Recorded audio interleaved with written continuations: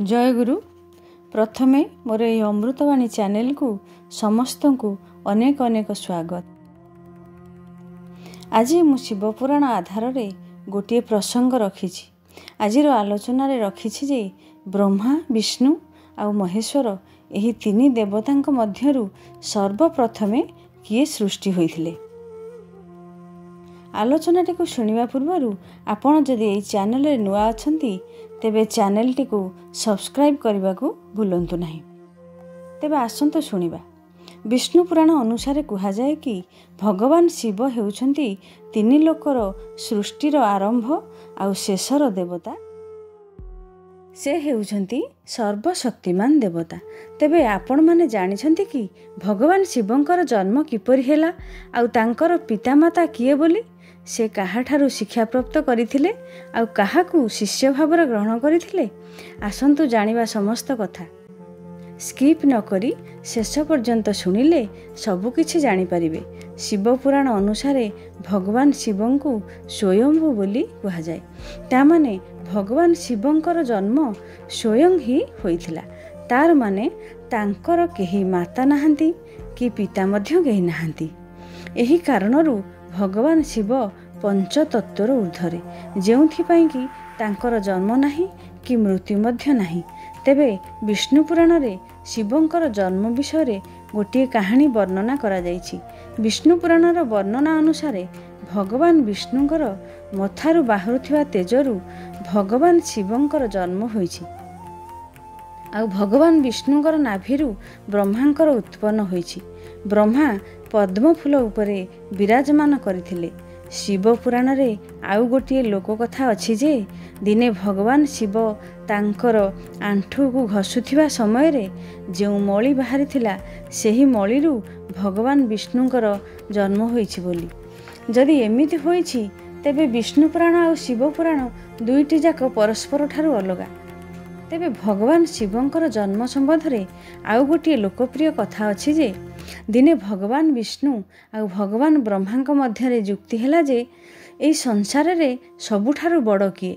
सेई दुई जनक मध्य जुक्ति तर्क चलीथिला बेले भगवान शिव सेमानंक मझिरे गोटे जलंता स्तंभ परी होई पहुँचिले।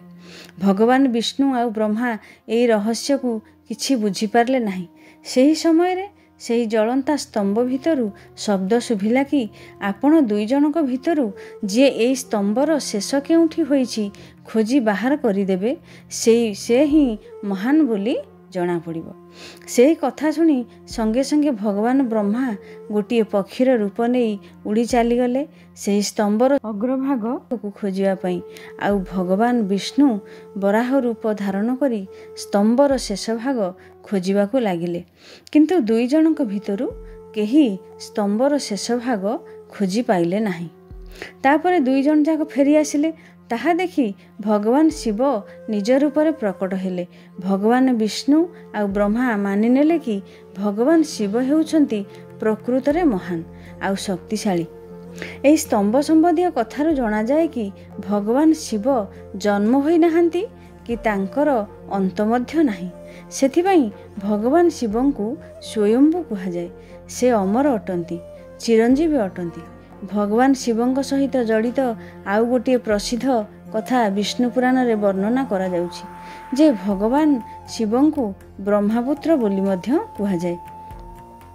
तेबे आसंतु जानिबा भगवान शिव किपरि भगवान ब्रह्मांकर पुत्र भाव में जन्म होइथिले। जेतेबेले पृथ्वी आकाश पाताल आ समग्र ब्रह्मांड जलमग्न थिला सेतेबेले भगवान विष्णु छड़ा अन्य कौनसी देवता नथिले। सेतेबेले केवल भगवान विष्णु अनंत सागर मध्यरे शेषनागंक उपरे शयन करथिले। भगवान विष्णुकर नाभिरू पद्मफूल नाड़ देई जाई भगवान ब्रह्मा पद्मफूल उपरे उपवेशन करिवार देखा जाइथिला। सेही समय रे भगवान विष्णु आउ भगवान ब्रह्मा सृष्टि विषय रे आलोचना करुथिले। हठात सेठारे भगवान शिव प्रकट हेले। भगवान शिव को ब्रह्मा चिन्हि पारले नाही, सेथिपई भगवान शिव रागी गले। तेणु भगवान विष्णु ब्रह्मा को दिव्य दृष्टि प्रदान करने फल भगवान ब्रह्मा शिवंकर प्रकृत रूप को चिन्हि पारिले। आ भगवान शिव को क्षमा मागिले। आ भगवान ब्रह्मा वर मागिले कि भगवान शिव मु आपण को पुत्र रूप रे पाइबा पाई चाहे, मते आशीर्वाद करंतु। भगवान शिव आशीर्वाद देइथिले। तापरे जेतेबेले भगवान ब्रह्मा सृष्टि आरंभ कले सेतेबेले तांको गोटे छोट पिला दरकार हैला। सेतेबेले भगवान ब्रह्मांकर शिव देइथिबा आशीर्वाद मने पड़ीगला। तेणु से भगवान शिवंकर स्मरण करबा मात्रे ब्रह्मांकर कोଳରେ भगवान शिव छोट शिशुपुत्रटीए होई आसी खेलिले आ कांदिबाकू लागिले। भगवान शिवंकर एई छोट शिशुपुत्र अवतार कथा आउ केउंठी भी वर्णना नहीं। तापर भगवान ब्रह्मा शिशुपुत्रर कांदिबार कारण पचारिबारु भगवान शिव कहिले कि मोर कौनसी नाम नहीं। तेणु ब्रह्मा शिवंकर नाम रुद्र रखिदेले। रुद्रर अर्थ हेउछि कांदुरा, माने जे सबु बेले कांदु थाए। किंतु शिवंकर कांद बंद हैला नहीं। तेणु ब्रह्मा आउ गोटे नाम देले। सेई नामटी मध्य भगवान शिवंकर पसंद हैला नहीं। से पुणी कांदिले। भगवान ब्रह्मा आउ गोटे नाम देले, तथापि भगवान शिवंकर क्रंदन बंद हैला नहीं। एहीपरि भगवान ब्रह्मा नाम देई देई 108टी नाम देले।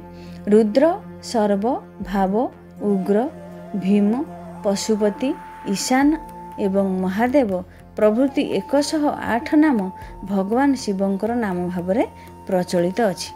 यापरे श्रीमद देवी महापुराण रे आउ एक कथार उल्लेख अछि। थरे नारद तांकर पिता भगवान ब्रह्मा को त्रिदेवंक सृष्टि किपरि हैला बोली पचारिले।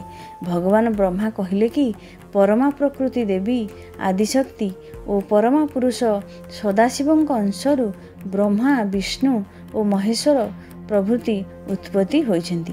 भगवान विष्णु जोग निद्रा रे थिला बेले तांको नाभिरु एक कमल पुष्प जात हैला। आ सेही कमल पुष्परु सृष्टिकर्ता ब्रह्मांकर सृष्टि।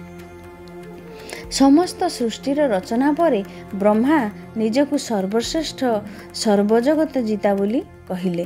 तापरे भगवान विष्णु कहिले कि आपण मो नाभि कमलरु जात, तेणु मु आपणक पिता। एहीपरि भगवान ब्रह्मा और भगवान विष्णुक मध्यरे विवाद बहुत समय धरी चलिला। तापरे स्वयं सदाशिव तांको सम्मुखरे प्रकट होई तांको कहिले कि हे विष्णु, हे ब्रह्मा, आपणकर सृष्टि मो अंशरु होइछि। मु ही ब्रह्मांकर सृष्टिकर्ता और विष्णु को सेही सृष्टिर पालनकर्तार कार्यभार देइछि एवं ता सहित मु महादेव तथा रुद्रंकु संहार और तीरगतिर कार्य देइछि। तापरे सदाशिव कहिले कि मोर 5टी मुख अछि। गोटिए मुखरु अकार, द्वितीय मुखरु उकार, तृतीय मुखरु मुकार, चतुर्थ मुखरु बिंदु एवं पंचम मुखरु नाद शब्दर उत्पत्ति होइछि। एही 5 को एक कले ताहा प्रणव नाद ओंकार होई थाए, जाहाकु आमे आजि भगवान महादेवंक मूलमंत्र बोली जानू। भगवान सदाशिवंक कथा सुनिबा परे भगवान ब्रह्मा एवं भगवान विष्णु यह बुझिपारिले जे भगवान सदाशिव सबुठारु शक्तिशाली।